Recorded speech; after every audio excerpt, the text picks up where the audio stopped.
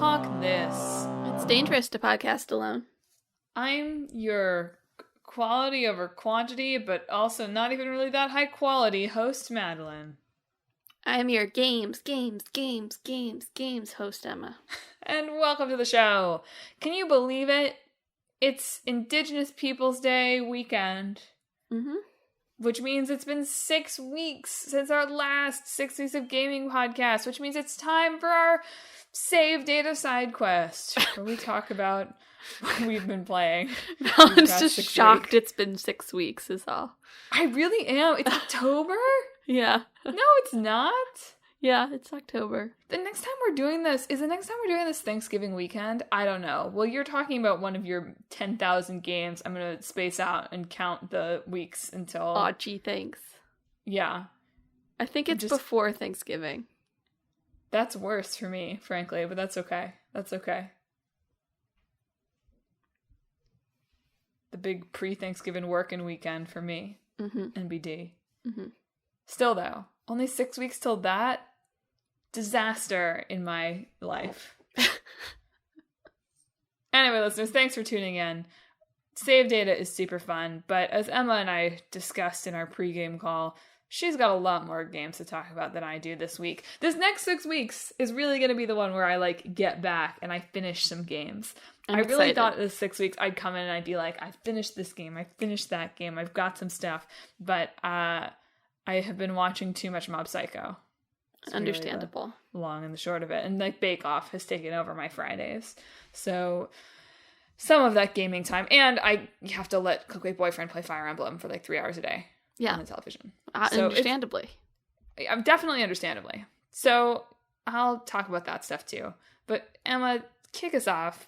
Tell me about what you've been playing. All right. First off, my regular updates. I'm going to do 3 here because I have 1. Near Reincarnation did a Persona 5 Royal crossover. Emma thought the costumes were lame.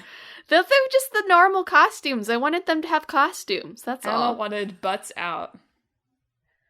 I did not want butts out. I just wanted them in medieval clothes. That's all. I just assume that any Nier costume is there's cheeks on display. No, not all of them. Just many of them. Just many of them. Anyway, I got... Yusuke was the free one, so I got Yusuke. And I don't think I will use him very often, but he's there. He's in the pack. He's vibing. He's chilling, there. Foxy He's dude. chilling all by himself. Alright, so that was Reincarnation. Cold Steel 4. I have finished Act 1. Woo! Yes. Of how many? Still no Reen. However, our next step is rescuing Reen. The very next thing we're going to do is the Reen rescue. But I am surprised it let it finish Act 1 with no Reen to be found. I thought it would end with us rescuing him. But you're probably going to rescue him and he's going to be like, I'm not Reen anymore. I'm mean. If we do not fight him during this rescue attempt, the game's a 0 out of 10 automatically. The game is already, any game with Reen in it is a 0 out of 10. We know that for you. I know you, we all know that. But, it's a fond 0 out of 10, you know? Yeah. Versus a bad 0 out of 10. Yeah. Big 0. Do you want to go on the record with a prediction of, when will you finish this game? I'm about 30-ish hours into it right now. Okay, Act 1. Yikes, alright. Yeah. So this time next year? Oh my god. I don't want to be too optimistic. I feel like this is on the pessimistic side, but... Okay. If we're planning, when will I be home? Will there be times next year that I'm not home with my PS5, That's true. You're not going to bring it on the plane with you for our Talk This Vacation?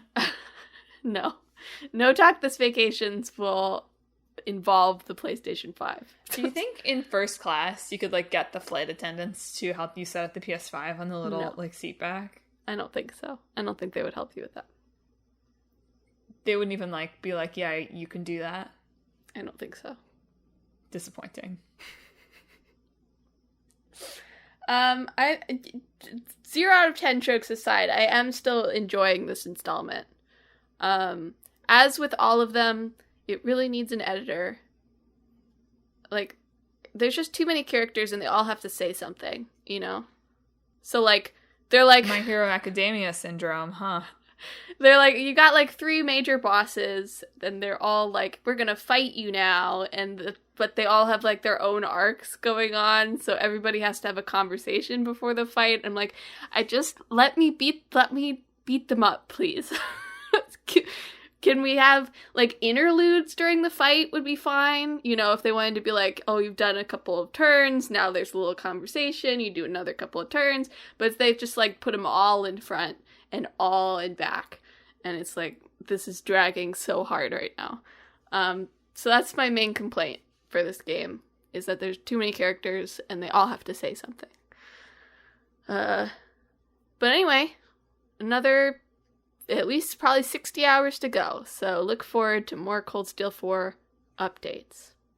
My other ongoing game, Fire Emblem Three Hopes. I think I have like 3 more chapters left or something, but I'm thinking I might put it down until like the holidays when I bring my Switch home and I can just like blow through the last bit. I don't find the main story of it very engaging at this point. It's too long also. Like, I feel like we should have wrapped this up in like 1 more chapter, but there's like a few more to go. It's like, can we just get to Edelgard already? But yeah, it's still fun. I've enjoyed it. I've enjoyed playing it. Just like the heroes combat isn't super engaging to me, and there's a real Fire Emblem coming out soon, which has even tanked my desire to play this even more, because I'm like, well, there's a real Fire Emblem coming out, so that'll sate my need far more than this is. What's your recommendation for when and how we should play Three Hopes in my household? My boyfriend is theoretically, I say, hurtling toward the finish of his Black Eagles or his Crimson Flower playthrough of Three Houses. And by hurtling, I mean he had, like, last play session he was like, I think I have support with every single character that I have to watch before I can begin. So he'll be done in another, like, 20 hours or so, the last few chapters. And I don't think that he's going to go back, at least immediately, unless his job search gets really stressful really fast, which it may. Hopefully by the time he's listening to this, he has a job and he can laugh at that. It will not be great if I've said that and he's still stressed and he listens to this. So edit that out, Emma. Okay. But should we, like, go straight into Three Hopes? Do you think we should play it co-op? What's your recommendation? I think as long as you've finished a story route of Three Houses, you're fine for Three Hopes. Plot-wise. What if you finished a story arc, but it was like 3 years ago, and you don't really remember anything that happened, except that at one point you fought with dubstep? You've been watching Clickbait Boyfriend a little bit, right? Like a little bit. I think it's fine. I don't know. Would you recommend a break, I guess is what I'm saying. I guess so. I don't know. I mean, it's a lot of the same. You'll hit a lot of the same beats, just in like a different way going through the story in this. So I should have him play Persona 5 first, and then we can come back to this. You could wait for Persona 3 or Persona 4 coming out in January. Scared of that. Well, it's shocking to me to hear you talk about a Fire Emblem game where you're like, it's too long. I don't know. Well, just heroes. Like, it's not... I know. It's just the combat. Like, a part of the appeal of Fire Emblem is the gameplay. It's not just the characters. And it's not really the story, especially for the modern ones. So, yeah. Anyway, that's my first 3 games. That was quick. Zooming through. Well, I'll lead with the update everyone has been waiting for. I know what you're thinking. Madelyn, you've been playing this game for a long time. aren't you ever just gonna, like, stop running around the town and finish it? Well, let me tell you, I finally did, folks. That's right. I finished the first Professor Layton. Yeah. I did it. Good. It was really, like, I have to give major kudos to Professor Layton. I've been freelancing on a job this past month and a half that's involved, like, a lot more coming home late on the train than I have been doing in the past, like, 3 years. And if you live in New York, you know that coming home late on the train just means the trains just, like, do whatever they want, basically. Sometimes they skip your stop with no notice. Sometimes they sit in tunnels for, like, half an hour. And your boyfriend thinks you're dead. And yeah, just, like, a lot of that. And Professor Layton really helped me through some of the worst of those sitting in a tunnel with no end in sight times, because I just could sit and, like, be stuck on a puzzle. And that was really, really helpful. And it's good that I didn't hit any puzzles that were just, like, the dumb ones in that one, where you kind of have to Google to figure out what was going on, because that would have been frustrating. There was no internet in the tunnels. But Professor Layton was perfect. The perfect game for when you're trapped in the subway tunnel with no internet, with no end in sight. That's my big review. Put that on the store page. Seriously, I should write an App Store review that said I was trapped in a subway tunnel for 30 minutes. Felt like 5 because I was stuck on how I get the blocky princess block out of the little traffic jam puzzle. So, you know, the story of Professor Layton, I sort of guessed the twist of Professor Layton. It's not that secret, but it's sort of a wild twist for a game that's, like, just like a detective game in a little medieval village, to be honest. Like, it's sort of a wild twist with that in mind. Mm-hmm. So the story is fine. It's not, like, overly cringy, or it's like a little cringy, right? Don't use elaborate mind game puzzles as a way to decide who your daughter's new father is going to be, I guess. Or do. I mean, it worked out in this case. Maybe. I feel like there's a lot of, like, folk tales, fairy tales that are about, like, giving people elaborate tasks for marriage, you know? It's not marriage, though. It's dadhood. Or, yeah. That's just a twist on the formula, you know? I guess that's true. That's true. And Luke in the game seems to have turned out pretty well adjusted, so, well, sort of. He really is into puzzles, like, a lot. But if you're, you know, okay being really into puzzles. Everybody's got their thing. They do. And I did, to the game's credit, feel that, so kind of at the end, there's a segment where you just kind of, like, you're going up a tower, right? And there are puzzles that kind of gate it off as you go. Mm-hmm. And throughout my time playing this game, I've complained on this show a little bit, and I just complained just now about, like definitely less than 10% of the puzzles in the game, right? Something like that. Like 5 or 6 of the puzzles that I encountered over the course of the, like, 100 or so that I played. I did not 100% this. Frankly, some of my motivation for finishing Professor Layton was my phone was like, you're out of storage, you can't use your mail, you're out of storage. And I was like, I'm going to finish Professor Layton so I can delete this freaking app and my phone can start working again. Just a really good reason to finish and play a game. Mm-hmm.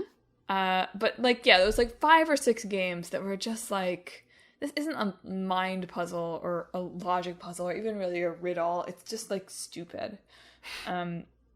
And I say that because I couldn't figure them out. If I'd figured them out, I'm sure it would have been like, oh, this is so clever. Mm-hmm. But the ones, I will give it credit, the ones in that kind of, like, final tower boss fight of puzzles, I guess, were the kinds of puzzles that I enjoy. Like spatial manipulation, but more like, yeah, like the moving blocks around to get out of the traffic jam kind of puzzles, the, like, figuring out how many ways you can do something kind of puzzles. They felt genuinely challenging mostly, but not totally unfair, as a couple of the puzzles did. So the boss rush at the end of Professor Layton there checked the boxes for me. If only there had been more of, like, an actual puzzle boss rush, that would have been funny. So I think if you're looking for, like, a pretty, you know, if you're tired of playing, like, Bejeweled or Candy Crush or whatever on your commute and you feel like, well, on your subway commute, please don't play this in the car. Yeah. On your public transit commute, and you're feeling like, you want to feel a little more intellectually virtuous, I could recommend downloading Professor Layton for that. I'm not rushing to download the second one. If I end up in some kind of like commute-y situation at some point, maybe I would think about it. When you get a new phone, you can think about it. Shut up. I won't do it. This phone until the apocalypse. Serve me well. But it was valuable for me, especially because I had sort of been thinking like, oh, I'll be able to bring the Nintendo with me on my commute, and then Emma accidentally instilled a love of Fire Emblem in Click My Boyfriend that I couldn't do that anymore. So I felt that it was valuable. It's like definitely one of the first mobile games I've actually finished, which is a funny milestone. Mm-hmm. So yeah, tentative thumbs up. Not even tentative, just a qualified thumbs up for Professor Layton. It's not going to be the best game you've ever played, but in certain situations, it's a useful thing. Yeah. Back to you. All right. So I also finished Live Alive. I don't remember where I was in the game when I talked about it 6 weeks ago. I think I was probably close to finishing it. But I have finished it. So, it was really, really good. I liked it a whole lot. I just want more games that are short story collections, I guess. That does seem to be your thing. I like them. So anyway, definitive ranking of all the scenarios. Not including the final chapter, because that's like a wrap-up of everything and doesn't really feel equivalent and good to compare. So, best one, Imperial China. I really liked this. The, like, sort of gameplay twist really caught me off guard. It was very good. I liked that it really caught me off guard. It's just a nice little gut punch. Is good. Number 2, Distant Future. There's a little round guy, you're a robot. It's like you're just like running from a monster in a spaceship, so there's like almost no combat in this one versus the other ones. And I liked it a lot. It really is just like space horror, like a little tiny space horror thing. With a round guy. For you to enjoy, with a little round robot guy. And his dad. Number 3, Wild West.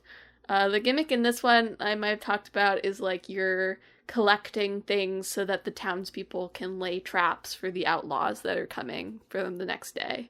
So most of it is like on a timer. You walk around town and find things to give to the villagers so that they can like set things up to defend themselves. And also the eternal rivalry between Sundown Kid and Mad Dog lived on. So that's good. Number 4, Near Future. Super robot. Say no more. It was kind of like it was a lot, there's a lot of nonsense in it, but like nonsense where I'm like, oh yeah, that's good nonsense. The main character, his actual name's Akira, but I named him Akihiko. Was my favorite to play as well. I picked him for the final chapter because you pick one character to be like your main character for the final chapter. Number 5, Middle Ages. Definitely the most traditional of all of them. It's mostly just, it's got like random encounters and combat and stuff, but it's like the setup for the final chapter. And I liked the sort of classic sort of story structure that it had going on. Number 6, Edo Japan. Mostly because it's really hard to get through this one without like looking at a guide to help you sometimes. You're like wandering around blind, like, where am I? What am I doing? What's going on? Realistically, how I would behave if I found myself in Edo, Japan. I guess so. That's fair. But you're supposed to be like a really capable shinobi, you know? Okay, and fair enough. Where am I? But I liked like the all the little like weird stuff you found in that one. Yeah, it was good. Number 7, Modern Day. This one was just like set up like a fighting game. Like there's just a bunch of bosses and you learn their moves. So it just didn't quite have enough going on, I think, to compete with all of the other ones. And last one was Prehistory. And you know what? I respect the gumption of Prehistory to just be about a guy trying to get laid, but it was way too long for that to be the only thing going on. Like, it was way too long of a scenario for there to be nothing else. Dude should have at least invented agriculture while he was at it. They also, like, they can't talk, you know, because they don't have language, so they just sort of, like, grunt at each other, which is cute for, like, the first half hour, and it's, it's, like, a 2.5 hour scenario compared to the other ones that are shorter, and it's like, oh my god, like, stop. Stop grunting. That was the only one where I was, like, slightly negative on it by the end, and not, like, either really positive or neutral. So overall, really great, really recommend it. It's really nice to, like, pick up and put down because, you know, the basic mechanics that are shared are pretty simple, and then each scenario has, like, its own story that, like, you could, like, finish a story and put it down for a bit and pick it back up and finish a story and put it down for a bit and pick it back up. And the way it wraps up is really, I thought, really clever. Like, the final chapter has all the characters, like, coming together to fight, like, a shared force of evil that appears in all of the different stories. So, like, you get, like, a party and you explore an area and you go through trials to get big weapons for yourself, and it's fun. So really highly recommend it. You can see where Octopath Traveler got the inspiration from it, and also how it's worse. We'll see about Octopath 2, I guess. Emma expressed cautious optimism about Octopath 2 to me. Well, the trailer shows the characters talking to each other. Revolutionary change from Octopath Traveler 1, in which they don't. So there you go. I'm feeling optimistic.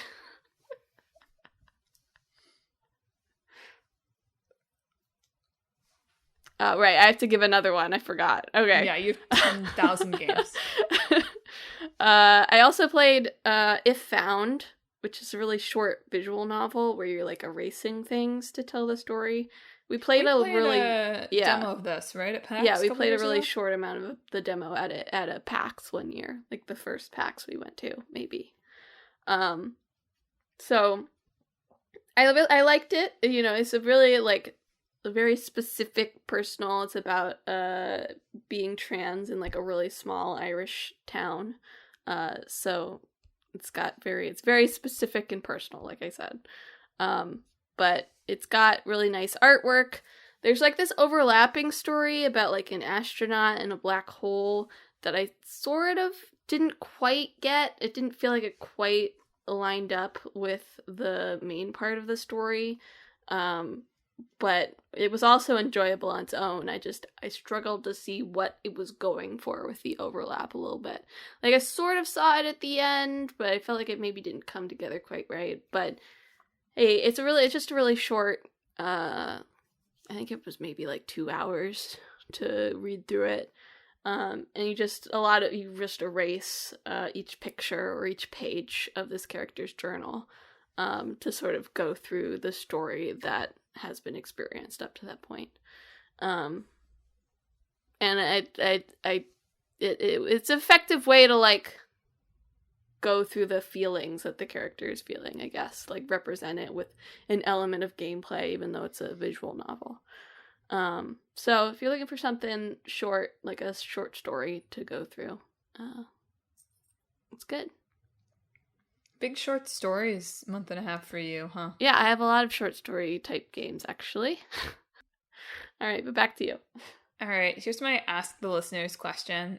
Should I keep playing Ark the Lad? Do you like it?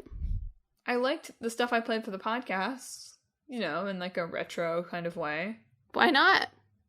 I feel like I need to make myself, you have this, right? I'm not imagining that you have this, like a calendar. I do have this a little bit, yeah. Because I'm feeling stressed that there are all these games that I want to play, and that I know that are coming and that I want to play and that I like have to be ready to play. Yeah, just make an Excel spreadsheet for yourself. An Airtable.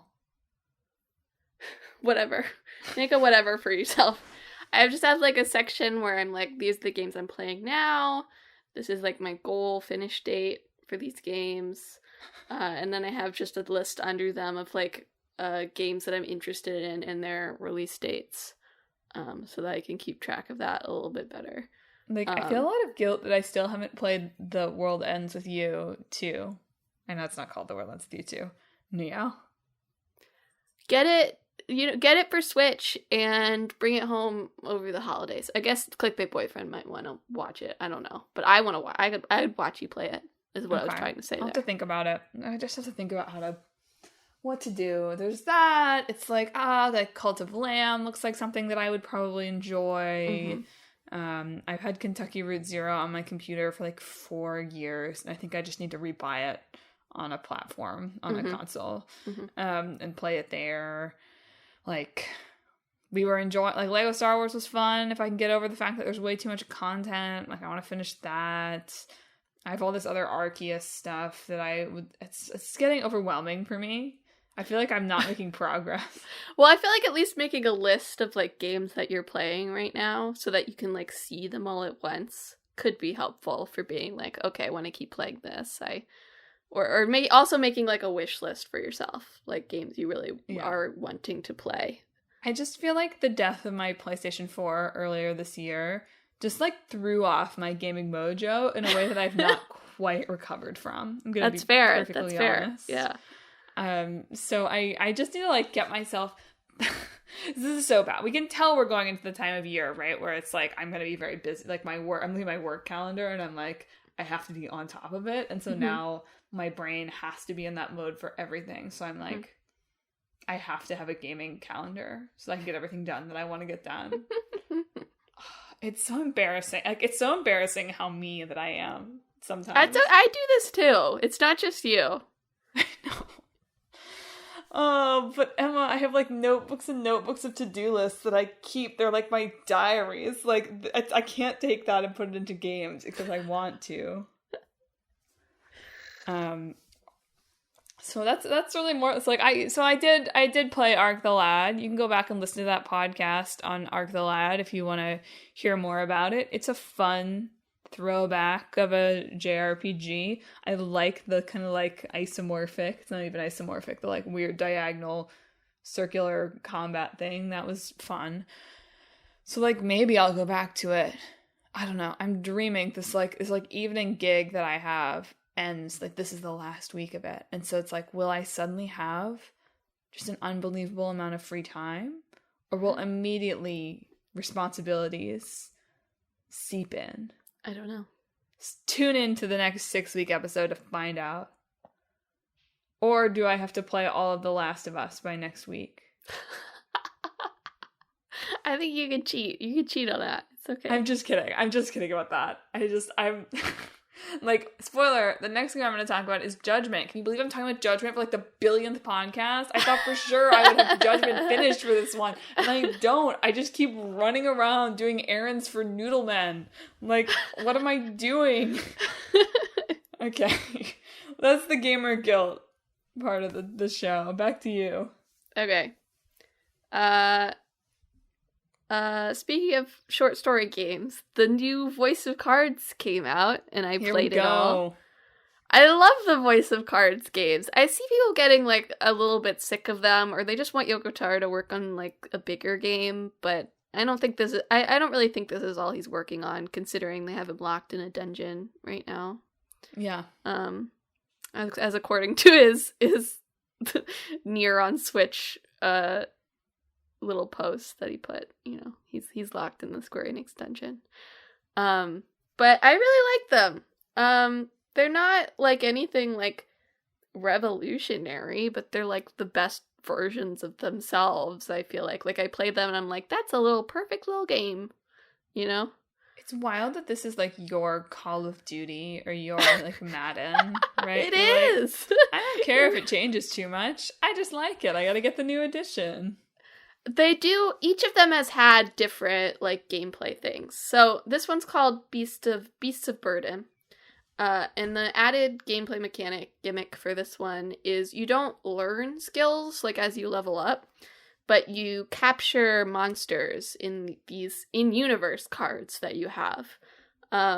So every time you beat a monster, there's a chance of, like, getting a treasure chest, and within those treasure chests, there's a chance of capturing a monster. And then you can take any of those monsters and assign them to any of your party members to build out what their skills want, which is really nice. It allows for a really nice level of customization. So, like, I had the guy who goes first has all of the support skills. You know, the speediest one has, like, no attack skills. It's all support.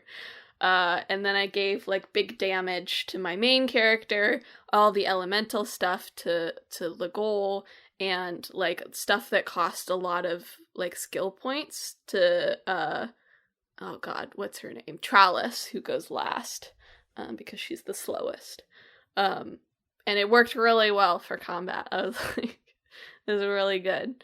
Like, Voice of Cards, all of them have, like, this thing where, the sort of main combat, like, going through the game isn't too difficult as long as you're, like, paying attention. And then the last boss is, like, white, knuckly, hand sweaty, intense, like, oh god. That I really enjoy that, to be honest. I like that the last final boss in all these games is always like, oh god, oh no. Oh. It feels like a good escalation of stakes that the story always suggests too. So I think this one comes in terms of my rankings of the game so far, it comes slightly in under Forsaken Maiden, which is the second one, but I liked the characters and character dynamics better. I just think Forsaken Maiden has stronger story structure that sort of supported everything as a whole, and this one meanders a little bit. But there's 4 members of the main party, and they have really good dynamic, and I liked all of them, and they had cool stuff going on thematically. This one's also, the previous 2 have been very Drakengard, either in tone or structure, I feel like soft Drakengard. This one was very near, like the first near, in terms of its themes and stuff. So it was also the most Kingdom Hearts, because, in case you didn't know, the original Nier is just prestigious Kingdom Hearts. That's wild that they let Yoko Taro put Donald Duck in that game. Yeah, there is Donald Duck, of course. There was a lot of really great pre-release art for this one from the character designer, Kimihiko Fujisaki, I think. But when you look back at them after playing it, you're like, wow, these are so spoilery. Wow, you spoiled the end of the game in these. Not in, like, if you didn't know, you wouldn't know, but another thing, just, you know, I've seen people notice that all the games have different numbers on their cards, like at the top, and people are speculating, like, it's like, oh, it's the chronology, but I think it's just, like, a tarot card reference, like, based on the themes of the things. The very short Wikipedia descriptions I looked up of each card were like, yeah, that sort of fits the story that they're telling in this one, so I think that's probably what it is. So tune in next time for when Emma gets very into tarot as a result of... I can't wait for the next Voice of Cards in 6 months. Look forward to it. Do you think they have Yoko Taro locked away because he's, like, figuring out, like, the Star Wars world for Kingdom Hearts and how he's going to put his androids in it? Honestly, like, I would love Yoko Taro and Tetsuya Nomura to work together. I think they think about a lot of the same things, storytelling wise. And I would like to see what they would come up BB-8. With. Yeah. Really what Nier needed was a BB-8, to be honest. So. The pods are sort of BB-8. Yeah. Alright, since you're going into Judgment next, I will also say I played the Kaito Files, which is the Lost Judgment DLC that they released earlier this year. Emma got trapped in a pool. I did get trapped in a pool. There's a boss fight where there's a little tiny, like, pool for like a set piece later, but if you do jump into it before the set piece, you are stuck because Kaito does not jump. Let me tell you that this made me nervous during a fight that I had in my Judgment play this 6 weeks. There was like a little pond in the corner, and I was like, and like the boss was in there, Kaito was in there. I was like, no way in hell am I getting in that after what I've heard. Like, not happening. So, thank you for the lesson. You're welcome. Anyway, life is truly not fair because Kaito must take care of a child while Yagami gets to beat them up. So beat up the child? Yagami beats up children in Lost Judgment. I know, but I thought not the child that Kaito's taken care of. No. Yagami Okay, is sorry. not in this DLC. He texts like 3 times to say about the case he's on. One time he's run into a bear. One time he got into a chase on swan boats. And then he brings a watermelon back when he returns. So. That feels like, I mean, I can't think of any swan boats. That feels like it's all Yakuza references. It's like he's up in the mountains with the bear, with Saejima. The watermelon is, of course, a big meme. Like, love that. Anyway, I had some frustrations with this DLC, but like in different ways than I did with the main game. They're learning. I think that some of it is symptomatic of it's just like, it's a 6-hour-ish DLC that's entirely main story, and I just don't think that the RGG format works like that, you know? Mm-hmm. I think it needs breaks and build up, and so a lot of it felt... There's like a scene where you're like in the back of a car and just some guy explains all the missing parts of the plot to you, like just this random guy, and you're like, I guess we just were like, oops, we made this story too big. Let's just put in a scene where you get explained to. So there are some issues with that. The main female character in this is a little bit better, gets a little bit better treatment than any of the female characters in Lost Judgment, which is like, I have to emphasize like a really low bar in terms of the main story characters in Lost Judgment. But it's still like, she gets like kidnapped. It's like they get threatened with, there's like sexual assault stuff in both Lost Judgment and this that sucks. Not like real sexual assault, but like just the way they talk about it and treat it is like, ugh. And then she gets like fought over like a trophy at the end. It's entirely super frustrating. Also the ending, like the ending to the main part of this was like really gruesome. And like, I haven't played all the Yakuza games, but from what I've played of RGT or seen, it felt like really gruesome. Like, I don't know. Yeah, I can't think of anything like bloody. I don't know. Yeah, this was very bloody and very extreme, and I don't think it really reckoned with it by the end of it. Like, it just felt like it was there to sort of shock you in some ways. But anyway, this did give me a really clear idea of what I would want the next Judgment game to be, but I do not expect RGG to do anything like it. And also I can't tell you, because it's spoilers. So I played too many of these games. I'm over here playing Judgment, like, who in the lawyer's office is actually the mole? Is it Gendo? Does she know? It's one of those two. Yeah, you'll see. We'll see. I will tell you my idea for Judgment 3 when you get to this, so in another couple years or something. Stop that. Like a Dragon is really long, Mel, and it's going to take you so long. Yeah, I know. I don't know how to strategize it. I don't know what to do. What do I have? I have like a year probably for Yakuza, for Like a Dragon 8, right? I think so. I think they're releasing the mid-quill next year. Right. And Yakuza 8 will be 2024 or something. Cure You Alone. Yeah. And of course there's Ishin coming out. Right, which is top of my list. Yeah.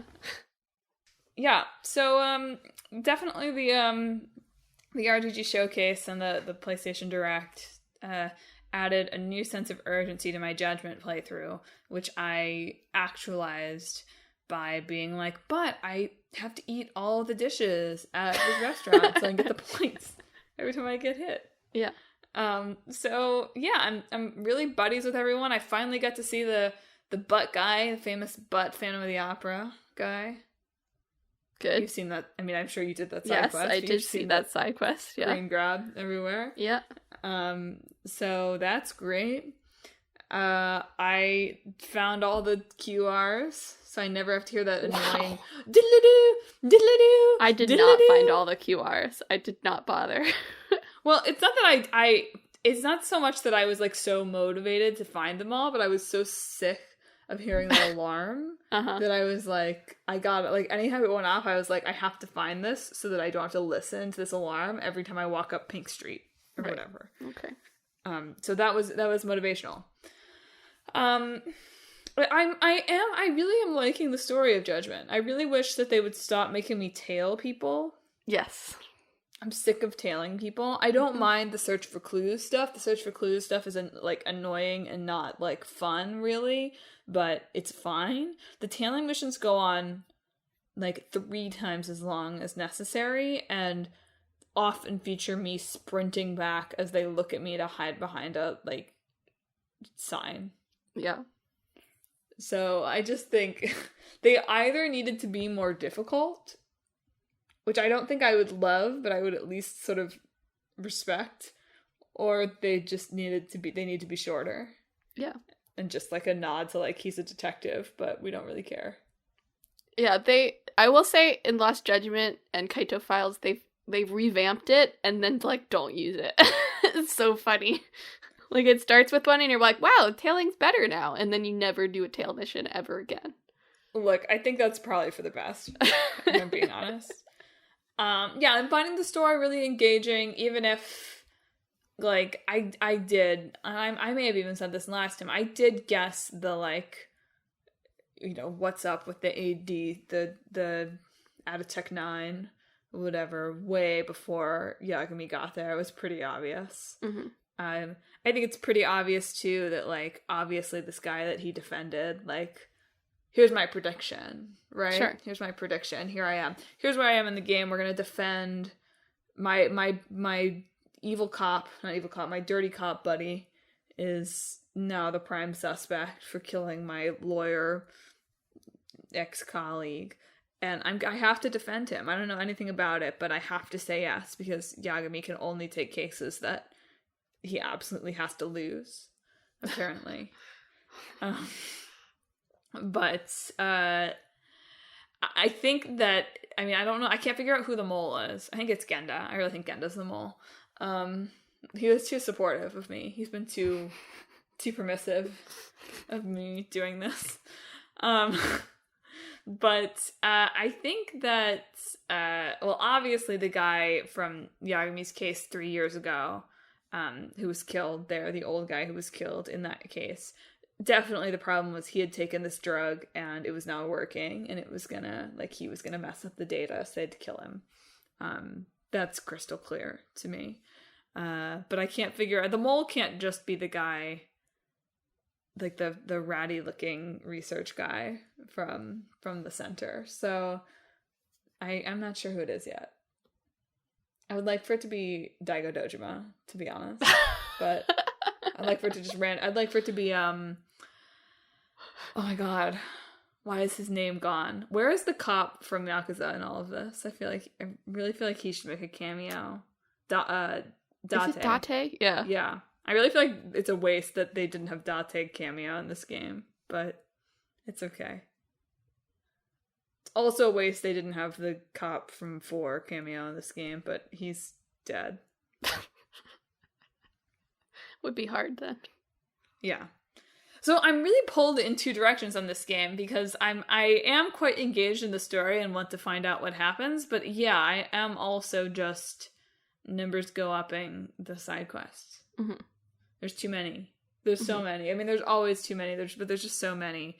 And so many that are just like, but I have to like go buy another bento and then I'll unlock it. Yeah. So like, that's good. I think that's a well-developed evolution of the kind of side quest system of the preceding games, of there being kind of like more ongoing relationships. Although I don't love the brother who's continually hiring me to like hunt down perverts, who's also like, bring me men so I can show you to the hostess that I'm supporting. Yeah.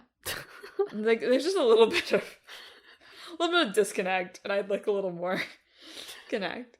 And also I want the stupid white ninja to stop following me around. Tanishikata ni gozayo! At the end of every fight. Stop it. Go away, I don't need you. Stop throwing your stupid little electric grenade things.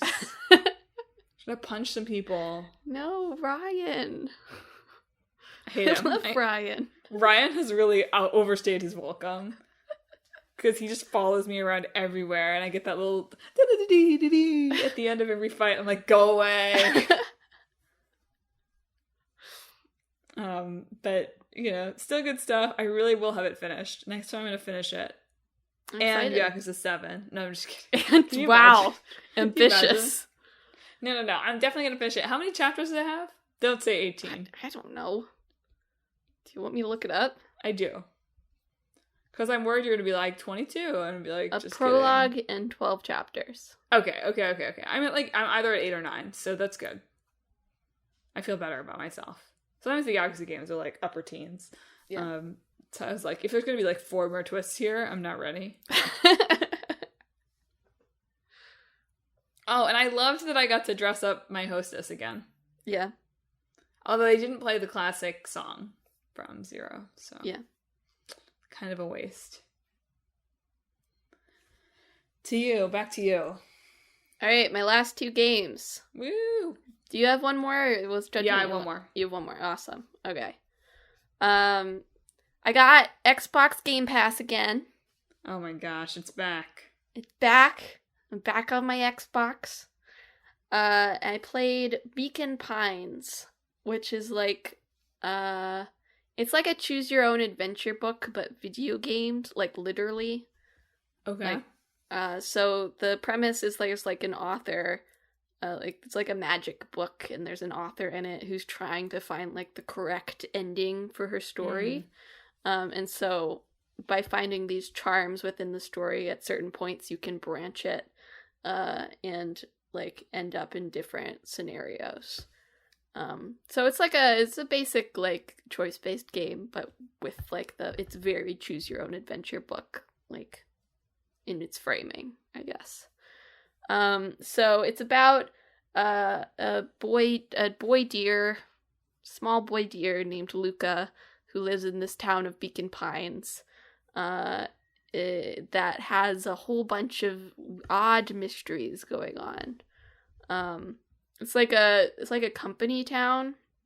Sure. So like it was founded by the Valentine family with their Valentine fertilizer, and then one year the fertilizer went bad and none of the crops grew, and everyone lost their jobs, and Sharper Valentine died under strange circumstances, and now there's like a new company that's moving in that has all these weird guys with clipboards asking questions, and Luca's mom has gone missing, and it's like there's all these like underlying mysteries happening. So Luca and his friend Rollo decide to go check out like the old Valentine like factory, because Rollo saw it like lighting up during the night when it's supposed to be abandoned. And from there they get themselves, embroiled in a good sci-fi horror type conspiracy. And it can go many different ways. So it's like it's really charming. I really liked the setup and the characters, and the look of it's really nice. The character art's really nice. It's only like 5 hours, so it's another short story game, I guess. But so it gets to its point, and it doesn't go too wild with the concept, but it still goes to some pretty different places depending on the branches you're on. And you could get to like a few different endings and then the real one. My main issue is like, you get to all these like bad endings, And then you get to, like, the true one, and she's like, oh, I found it. You know, the author's like, we found it. We found the right ending. And I'm kind of like, is that it, though? Is this the ending? So I don't think it wrapped up satisfyingly enough for me to really make that, like, beat of, like, finding the correct ending for the story land correctly. And part of that is, like, there's, like, a branch... a branch that has a couple of branches. Sorry. Nice. Where it's, like, very disconnected from the rest of it. Like, something very weird happens, and it ends up on its own, like, little tangent of a story compared to the rest of the game. And I think the joke or gimmick of it is that it's, like, sequel bait, right? Like, one of the endings for that, like, one of the final endings for that is, like, to be continued, and Beacon Pines 2, Pines harder. And she's like, no, I'm not doing that. But unfortunately, by doing that, it does introduce a lot of elements that are not brought up again in any other branch of the story. Yeah. And it feels a little bit like, but what about that guy we met? Yeah. Or what about that, like, little story beat we found out about in that branch? We're not bringing it back up again? No? Okay. You were one who was like, some games need an editor.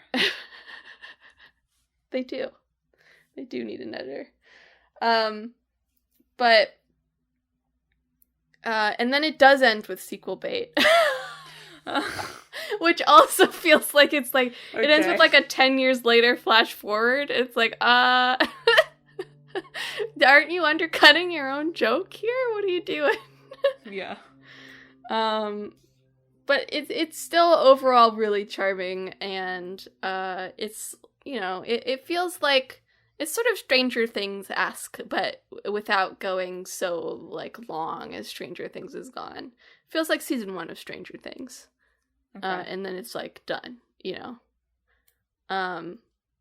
So, if you're into, like, if you want something charming to read and play, it's very charming. And despite for all of the, like, is this it ending, it does wrap up satisfactory, I think. And it's got a lot of nice, there's, like, a gimmick of a woman who's, like, reading through the whole game, but she's, like, reading the book that is writing, like, a few pages ahead. And so she'll say something like, oh, he doesn't know what horrors await for him. My! I really liked that. That was really funny. Yeah. So that's Beacon Pines, my first Xbox Game Pass game. I'll probably have some more. In the next 6 weeks. I think I'm going to keep it until December. I'm going to play a lot of Xbox Game Pass games. That makes sense. For the next couple months. And my last game was I Was a Teenage Exocolonist. Oh, man. Oh, not another game from my list.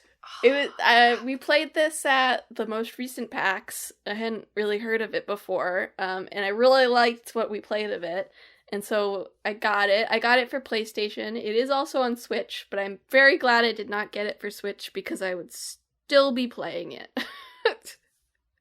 It very much got into the part of it's got the very, like, one more turn thing going on, you know? Uh-oh. You're like, oh, I can do 1 more month. Okay, I can do 1 more year. Okay, I can do 2 more years.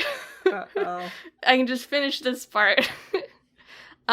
So I did, like, 4.5 playthroughs of it. That seems like a lot. It's like, it is. It is a lot. The subsequent playthroughs go faster because, you know, you've read some of it before, so you'll just, like, sort of hasten through it. And also on subsequent playthroughs, I had a clear idea in mind of, like, what I wanted to do with that playthrough. Yeah. So there was a less, like, wandering around going, like, should I do this? Should I do that? How does this work? And you also, like, store some information in between playthroughs because, like, the idea of this is, like, you are having, like, multiple lives. So you're living, like, your teen years over and over again. Mm. And you remember some things that have happened in your previous lives. So by gaining information in one life, you can then apply it to, like, a storyline in another one and, like, skip to the end of it, basically. So, like, you don't have to redo the work that you've already done to get something to happen. So, for one example, some spoilers for story beats, but, like, your dad starts, like, there's, like, pollen season, but it's not pollen, right? Because it's alien. Because the whole idea is you're, like, settling on a new planet. And your dad gets, like, a bad reaction to that gets worse and worse as the years go on. And you can develop a cure that has, like, several steps to go through. But once you've done it for the first time, you now remember the cure. So all it takes is, like, one visit to engineering, and it, like, sort of skips through all those steps so that you've made a cure. Interesting. Which I think is a good way to handle it, because, like, you know, you might still want something to happen again, but if it's going to take you, like, 3 years, then you're wasting, like, 3 years of your playthrough doing the exact same something thing. You've already done. And that's not necessarily a fun way to spend it. With that being said, I think each playthrough could be, like, an hour shorter, and that would make it more repeatable. I think it's just a little bit long for repetition. So I did, like, 2 playthroughs in a week, put it down for, like, a couple of weeks, and then did another 2 playthroughs in a week, which is still a lot of playing it. I was very into it. I cannot stress this enough. And I had very different goals each time. I think you really only start to feel the effects of your choices, like, in your later teens, which makes sense from a storytelling structure. Right. But that's where I think, like, maybe there could be a little bit shorter setup to get things going. So the conceit of this is in the title. You're, like, refugees from Earth who are going through, like, a wormhole to settle on a new planet really far away. So, when you land, you're 10, and you play the game until you're 20. So you take one action per 13 months, and then there's, like, special events that happen at set points throughout the story as well.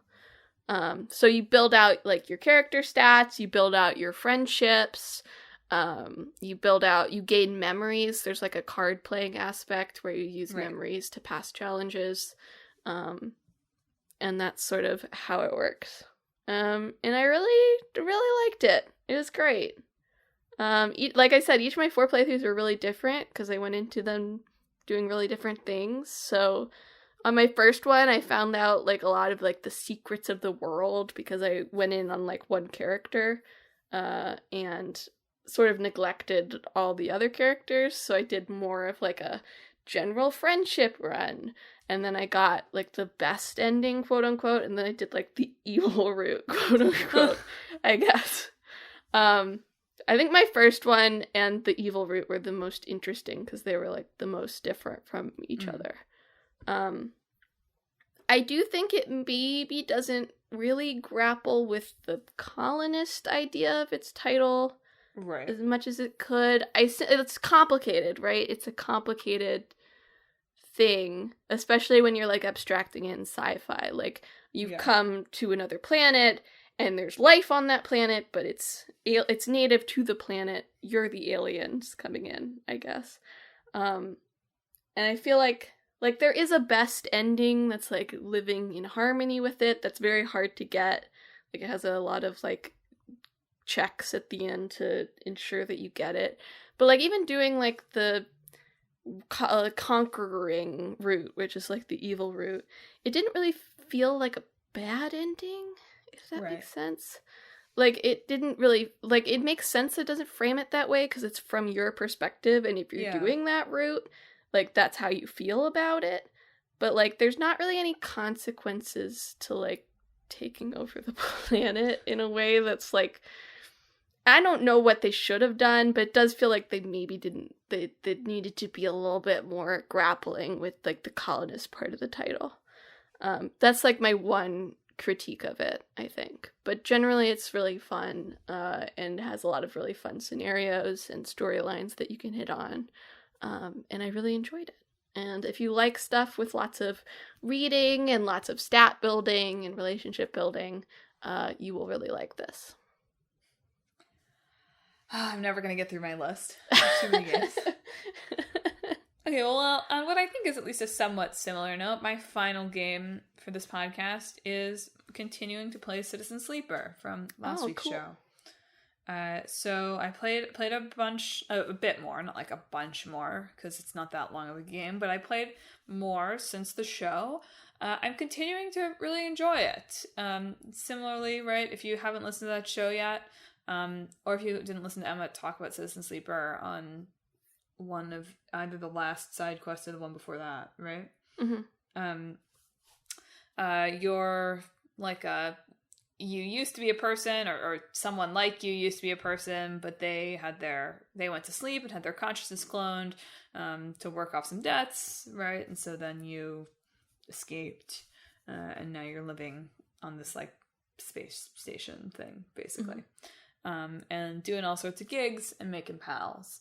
And I stand by what I said on the show, my impressions of the first like hour or so that I've played. Now that I've played a little more, all of the reviews are like, I was running out of money and my body was breaking down and it was so hard. That has not happened to me at all. Mm-hmm. I just feel like you just have to not play stupid, and that won't happen to you. I think that you could get unlucky also. There's points where you could get unlucky if you take a risk. I guess that's true. What I'll say is I've never felt like I've had to put myself in a situation where I've had to take an extreme risk. That whenever I get a dice roll, I now have the ability to re-roll my dice, right? So like, and sometimes that is still crappy, but like when I have those 2 ones at the end, now I re-roll them. But for a while I traded them for information. I got attacked by the hunter a couple of times, whatever, no big deal. So I just haven't felt like, as long as you're proactively following an objective, you just like, you get enough skill points and people periodically randomly give you stabilizer enough, that I've not run into what I felt like so many of the reviews highlighted of like, at first it's really hard and eventually you make a life for yourself. I'm like, I've not had that experience. The game is really fun. It's got that like one more turn thing. I was playing it right before this episode and I was like, I have to not do one more turn because I have to record the podcast. And Emma will be mad if I'm later than I'm usually late. But yeah, so it's like, it's got that like, you want to keep playing. I find the gameplay loop compelling. It's, numbers go up, items on a checklist, like what's more of a Madelyn game than that? Yeah.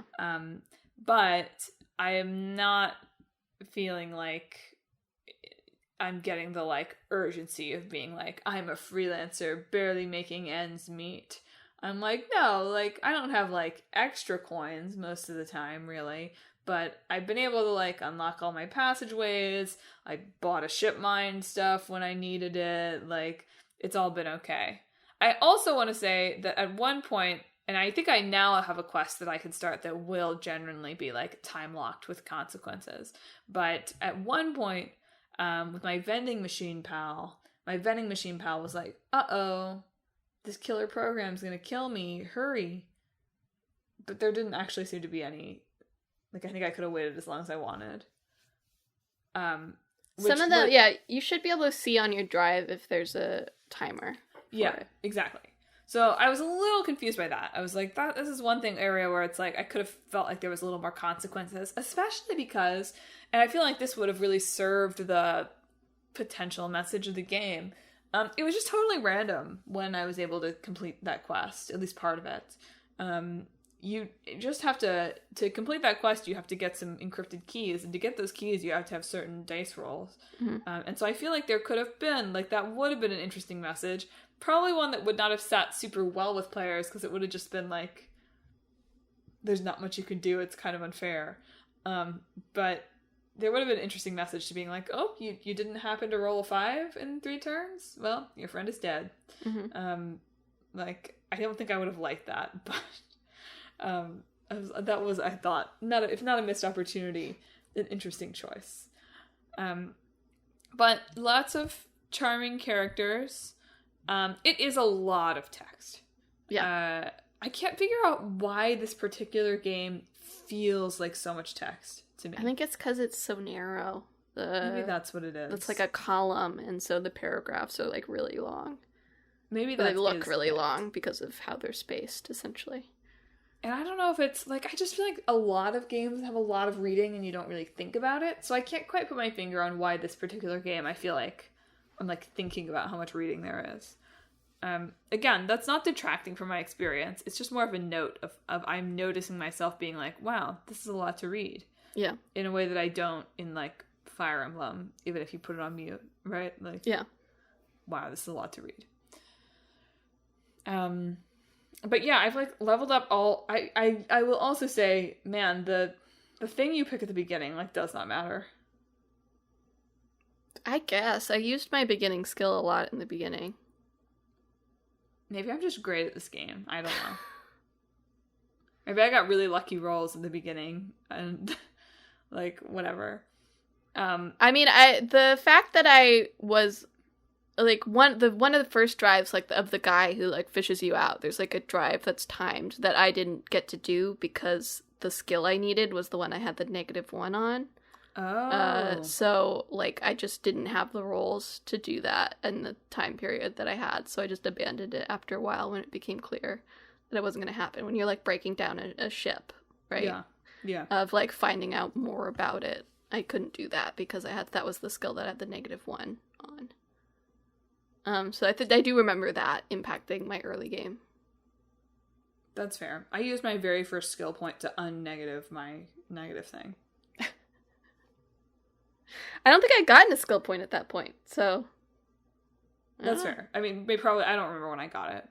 I did successfully. I don't know, I don't think I learned anything that huge from snooping around the winter light. He was just like, get out of here. Mm-hmm. So I don't think you missed too much. Okay. That's my assessment for you. This, though, does not feel like a game that has a lot of replayability to me. I suspect. Unless I get further and, like, people die. In which case, I'll get back to you. But I'm like, oh, okay. Like, I'm seeing these stories because it's all going so smoothly for me. I don't feel like I'm going to need to go back and do it again. The DLC, though, does appear right away when you go to the Greenway. I know you were curious about that. They just, like, greet you, and they're like, yo, we're refugees. That makes sense. So, it's not missable. It's right there. I was wondering about that, if I was going to, like, go someplace special. But they just, like, immediately say hello. Anyway, I'm, like, rolling in stabilizer. That's not true. I think I have 1, but that's okay. That's plenty. I never let myself go down. I'm like, if I'm gonna get less than 4 dice, stabilize. That's mine. Wow. Well, that's you really do get a lot of stabilizer. That's been my strategy recently. I don't know, dude. Like, somebody was like, I'll give you some stabilizer for some data. And I was like, great, I've got a ton of data. Here you go. Somebody was like, here's some stabilizer. Like, people have just been throwing it at me at random. And I'm like, great. I bought the stabilizer only because I was like, I'll get a drive point. Might as well buy it. Like, I'm great at working multiple jobs. I guess so. Yeah, it's your own life experience coming That's the conclusion. So yeah, I would definitely recommend Citizen Sleeper. It's fun. Get back to me if your game is harder, listeners. If you're like, what are you talking about? Then I'll just know that it's like, oh yeah, that's how I rolled straight 6s. I didn't do that. That never happened. Maybe I'm just getting really lucky. Well, that's all I got. All right. Thanks for carrying the team, Emma. You're welcome. I've been like going through games, just short games at this period. So I was like, man, I played a lot of games by the end of it, you know? Yeah, I couldn't believe it. You were like, I finished this game, I finished that game. You finished like 5 games this episode. Yeah. Unbelievable. Well, listeners, what have you been playing the last 6 weeks? Or have you played any of the 10 million games or the 2 games that I've played? If you have, or if you have any other thoughts on this episode, hit us up on social media. We're on Facebook, Twitter, Instagram, and YouTube at Talk This Podcast. You can also visit our website, www.talkthispodcast.com, to learn more about the show, check out the games that are in the hat, and read our blog, featuring long-running series Click Click Boyfriend and Split Screen. But most importantly, if you like the show, you should subscribe. We are on Apple Podcasts, Google Podcasts, Stitcher, TuneIn, Spotify, Pandora Podcasts online on the app, Overcast, Pocket Casts, anywhere that you can find podcasts, wherever you found the podcast today, find and subscribe to Talk This. Next week, it is definitely The Last of Us Part 1 for the new game. I think the old game is XCOM. That is correct. It definitely is. Because I was like, I don't think I'm going to play XCOM. Mm-hmm. So it's finally here, the invention of narrative. Yep, we're finally going to learn what a narrative is. I'm ready. So that should be a fun one. And then in 2 weeks, it's my side quest, which will be about games as the weather gets chilly or something like that. Looking forward to it. Make this joke every time. Games for when you're starting to feel a little spooky. We can talk about horror games and how we don't play them. I'm not 100% sure we haven't talked about horror games already. Well, we could look into it. Well, it sounds like we've got our homework, listeners. Thanks for tuning in to another show. Emma, you carried the podcast, but that's okay. Give us an outro. Carry it all the way home. This week, I hope that you can carry it all the way home.